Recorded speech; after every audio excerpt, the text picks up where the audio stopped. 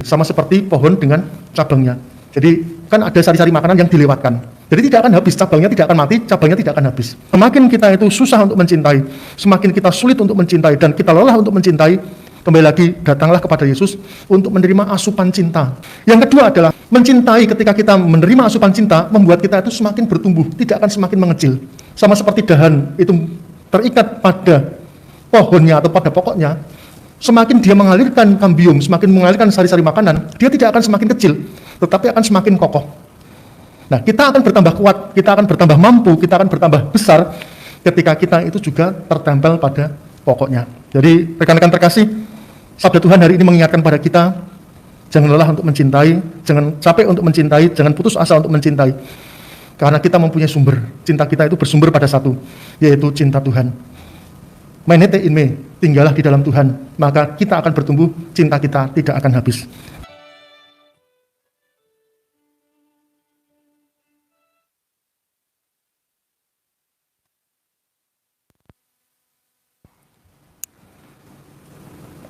Anak domba yang telah dikorbankan patut menerima kekuatan dan kealahan, kebijaksanaan, keperkasaan, dan kehormatan. Haleluya. Dalam nama Bapa dan Putra dan Roh Kudus. Amin. Rahmat Tuhan kita Yesus Kristus, cinta kasih Allah dan persekutuan Roh Kudus senantiasa bersamamu dan bersama roh. Saudara-saudariku terkasih, setelah libur beberapa hari ini kita juga mulai lagi untuk mengadakan misa online dan misa offline. Kita sampai kepada hari Jumat dalam hari pekan biasa yang kelima. Bacaan hari ini akan mengajak kita untuk merenungkan kembali tentang perintah Yesus untuk mencintai. Mari kita bawa semua intensi dan doa-doa kita kepada Allah, dan kita mohon supaya Allah berkenan mengasihani kita dan mengabulkan apa yang baik untuk kehidupan kita mendatang. Saudara-saudariku yang terkasih, kalau kita melihat para suster PIJ yang menggunakan pakaian coklat-coklat itu, dia mempunyai salib, dan di salib itu ada tulisannya Mainete in me.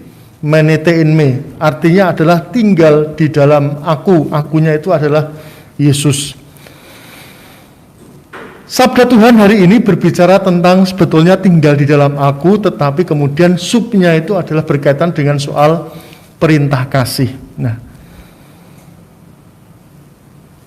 Tuhan Yesus mengajak kita dua hal. Yang pertama adalah mengatakan bahwa kasih itu adalah perintah, dan yang kedua adalah tolok ukur kasih itu adalah seperti Yesus, seperti aku telah mengasihi kamu. Mengapa kasih itu perintah? Bukankah ketika kita itu mengasihi seseorang itu berarti pertama-tama adalah kita tertarik dengan orangnya, kemudian kita bahagia bersama dengan orangnya, dan kemudian kita dalam tanda petik itu merasa memiliki orangnya. Apakah perasaan seperti ini itu bisa diperintahkan ketika kita senang dan tidak senang? Nah, inilah cinta yang bukan menurut Tuhan Yesus. Tuhan Yesus mengungkapkan bahwa cinta itu bukan soal perasaan. Perasaan itu hari ini, nanti, besok itu akan berbeda satu sama lain. Karena perasaan itu tergantung pada pikiran, reaksi spontan atas situasi, keadaan yang ada, dan peristiwa yang ada di sekitar kita. Maka Tuhan Yesus tidak mendasarkan cinta itu kepada perasaan, tetapi Tuhan Yesus mau mengajak kita bahwa cinta itu adalah tindakan. Maka disebut sebagai perintah kasih. Jadi suka tidak suka kita belajar untuk mengasihi, senang tidak senang kita belajar untuk mengasihi, karena itu adalah perintah. Jadi perintah itu munculnya dari luar, kalau kasih perasaan itu munculnya dari diri kita sendiri. Jadi perintah itu Tuhan mau mengatakan pada kita, ini adalah sebuah hal yang harus. Itu poin pertama. Yang kedua, Tuhan Yesus mau mengajak kita bahwa tolak ukurnya itu bukan cinta menurut kita, cinta menurut siapa, cinta menurut A, cinta menurut B. Ya, karena kita banyak melihat sinetron-sinetron itu, kisah-kisah drama Indonesia maupun drama Korea. Di situ kita menemukan arti cinta. Tetapi kembali lagi, Tuhan Yesus tidak mau mengajak kita juga untuk mengikuti pola seperti itu. Tolak ukur cinta yang mau diajarkan seperti Yesus adalah seperti aku mengasihi engkau. Itu jelas ya. Nah, hal yang kedua adalah ketika cinta itu adalah perintah, ketika cinta itu tolak ukurnya adalah Tuhan Yesus. Mengapa kok orang itu mencintai membuat kita lelah? Membuat kita itu jengkel, membuat kita itu tidak nyaman. Banyak orang itu berhenti karena kelelahan untuk mencintai seseorang, karena mengatakan bahwa cintanya tidak berbalas, cintanya tidak menghasilkan apa-apa dan membuat saya rugi. Ada satu hal yang perlu diingatkan dan kemudian diingatkan juga di dalam Injil, yaitu menete in me, tinggal di dalam aku. Kalau kasih kita itu habis, kalau kita tidak tinggal di dalam Kristus, kita tidak akan menemukan sari-sarinya di dalam Yesus. Maka kalau kita itu mulai merasakan lelah di dalam mencintai seseorang, atau mencintai kehidupan kita, atau mencintai pekerjaan kita, kembali lagi, lari kepada sumbernya. Yaitu apa? Yaitu Tuhan Yesus sendiri. Sama seperti pohon dengan cabangnya. Jadi kan ada sari-sari makanan yang dilewatkan. Jadi tidak akan habis, cabangnya tidak akan mati, cabangnya tidak akan habis. Jadi semakin kita itu susah untuk mencintai, semakin kita sulit untuk mencintai dan kita lelah untuk mencintai, kembali lagi datanglah kepada Yesus untuk menerima asupan cinta itu dulu. Yang kedua adalah mencintai. Ketika kita menerima asupan cinta, membuat kita itu semakin bertumbuh, tidak akan semakin mengecil.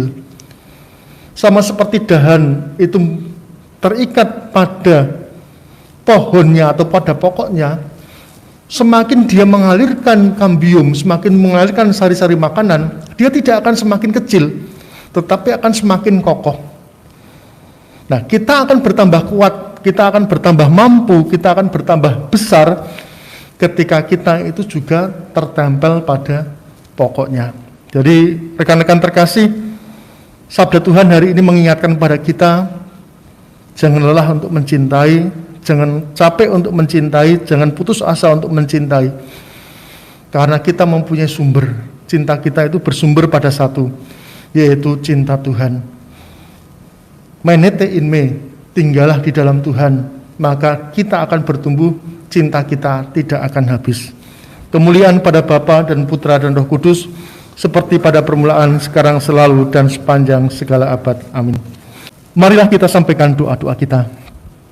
Bapa yang Maha Baik, kami berdoa untuk keluarga-keluarga yang mengalami keletihan di dalam mencintai, lelah mencintai pasangannya, lelah mencintai orang tua maupun anak-anak, lelah mencintai keluarga besarnya, orang tua maupun cucu-cucunya. Ajarilah kami dan ajarilah mereka juga untuk mendasarkan cinta itu bukan pada kekuatan diri kita sendiri, diri kami sendiri, tetapi kepadamu, kepada Yesus Putramu yang menjadi sumber cinta kami.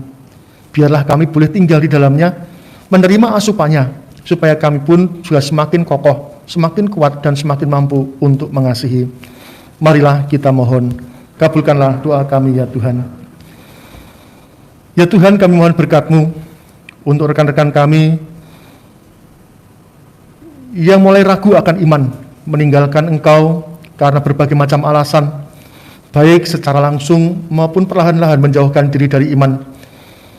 Kuatkanlah mereka, sentuhlah hati mereka, untuk boleh menemukan sumber-sumber kehidupan dan sumber-sumber pengalaman iman di hati mereka, supaya mereka senantiasa bertumbuh dalam cinta akan Engkau dan cinta akan sesama. Marilah kita mohon, kabulkanlah doa kami ya Tuhan. Kami mohon berkat-Mu juga untuk setiap pekerjaan yang kami lakukan pada hari-hari ini. Biarlah melalui pekerjaan-pekerjaan yang kami lakukan, sederhana apapun, pekerjaan itu mampu menjadi berkat bukan hanya untuk kami, tetapi berkat bagi juga setiap orang yang kami layani. Marilah kita mohon, kabulkanlah doa kami ya Tuhan. Demikianlah ya Bapa, doa dan permohonan yang kami haturkan kepadamu. Berkenanlah Engkau mendengarkan dan mengabulkannya demi Kristus pengantara kami. Amin. Tuhan bersamamu dan bersama rohmu. Semoga kita, keluarga, komunitas hidup, dan karya kita hari ini dipimpin dan berkati oleh Allah yang Maha Kuasa, Bapa, Putra, dan Roh Kudus. Amin.